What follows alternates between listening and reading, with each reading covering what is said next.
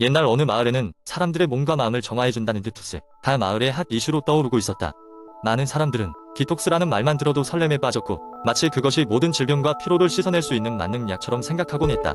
이 마을에서 가장 유명한 것은 숭이의 디톡스 힐링 캠프였다. 이 캠프는 숭이라는 노련한 건강관리사가 운영하고 있었는데 그녀는 마을 주민들 사이에서 큰 신뢰를 얻고 있었다. 매년 봄이 오면 사람들은 캠프에 참여하기 위해 숭이의 집 앞에 줄을 섰다. 캠프에서는 다양한 디톡스 프로그램을 제공했다.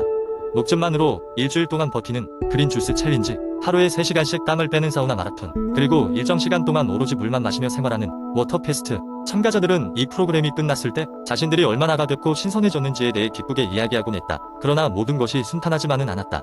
한 번은 캠프에 새로운 참가자 중 하나인 소명이 있었다. 그는 예전부터 건강에 문제가 있어서 디톡스를 통해 더 나은 컨디션을 회복하고자 했다.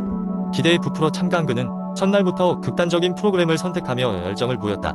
하지만 프로그램이 끝나갈 무렵 그는 오히려 심각한 탈수를 겪게 되어 병원에 실려가는 일이 발생했다.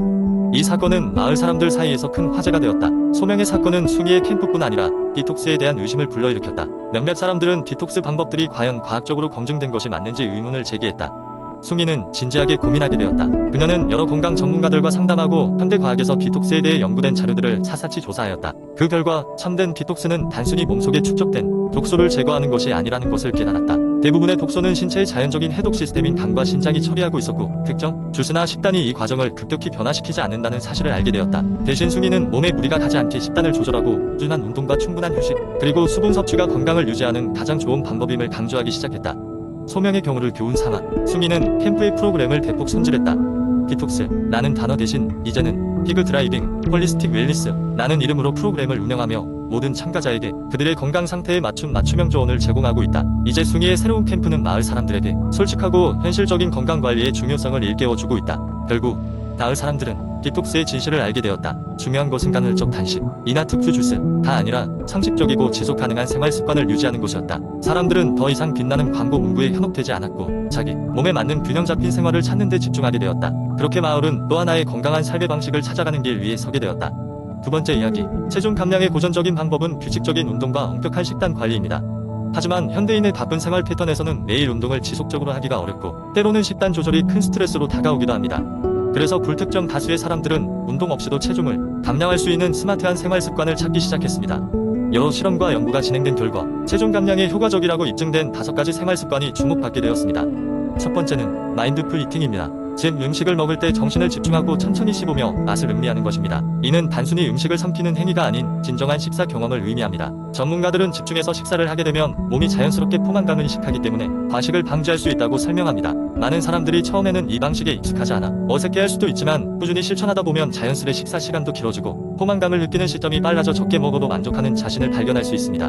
두 번째 습관은 물 많이 마시기입니다. 물은 열량이 없어 체중 증가에 영향을 미치지 않으면서도 부위, 몸의 대사를 원활하게 하고 노폐물 배출을 도와줍니다. 하루 권장 물 섭취량을 준수하면 신체에 불필요한 수분 유지가 감소되어 부종을 줄일 수 있으며 일부 연구에서는 물을 많이 마실수록 에너지 소비가 증가한다는 결과도 제시되고 있습니다. 특히 식사 전에 물을 한두 잔 마시면 식사량이 줄어드는 효과도 있어 많은 사람들이 체중 감량에 활용하고 있습니다. 세 번째는 규칙적인 수면입니다.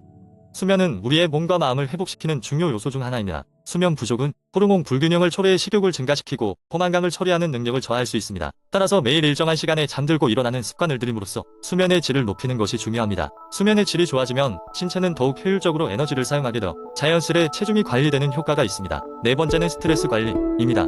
심리적 스트레스는 체중 감량의 적으로 꼽힙니다. 스트레스 받는 상황에서는 코르티솔과 같은 호르몬이 분비되어 체중 증가에 기여할 수 있습니다. 긴장을 완화하기 위해 명상, 산책 등 다양한 방법을 통해 스트레스를 관리하려는 노력이 필요합니다.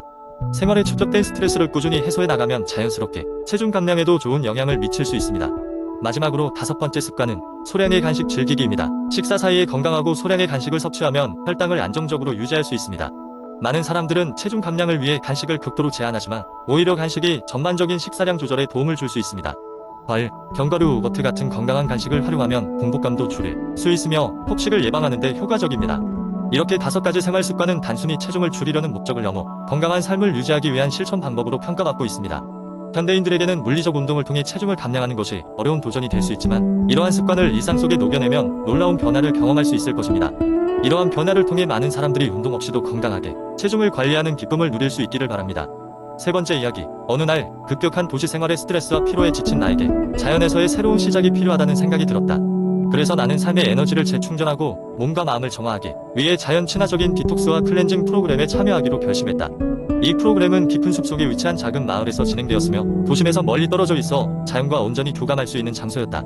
참여자들은 첫날 마을에 도착하자마자 핸드폰과 전자기기를 모두 수거하여 디지털 디톡스를 권장받았다. 자연의 소리와 스스로의 내면에 집중하며 자신을 되돌아보라는 의미였다. 다음날 아침은 상쾌한 아침 숲속 산책으로 시작되었다. 숲속을 걷는 동안 공기 중에 스며든 신선한 나무 냄새와 숲속의 초록빛들이 긴장을 풀어주었다. 가이드인 수지가 옆에서 조용히 식물들의 이야기를 들려주며 숲의 생명력을 설명해 주었다. 그날 오후에는 수행과 명상의 시간을 가졌다. 누구도 말하지 않았고 나 자신과의 대화를 통해 내면의 소리를 들을 수 있었다. 식사는 모두 유기농 재료로 만든 식단으로 구성되어 있었다.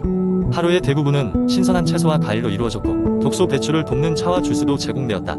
이틀간의 식단 덕분에 몸이 훨씬 가벼워지고 맑아짐을 느낄 수 있었다. 물론 처음에는 다소 고통스러웠지만 날이 갈수록 에너지가 넘쳤다. 세 번째 날에는 흙의 치유력을 경험할 수 있는 모래 목욕이라 불리는 클렌징 세션이 있었다. 몸을 부드러운 모래 속에 파묻고 태양 아래에서 조용히 누워있는 것이 전부였지만 이 경험은 머릿속의 복잡한 생각들을 정리하고 대유를 느낄 수 있는 특별한 시간이었다. 마지막 날에는 서로의 경험을 나누는 시간도 가졌다.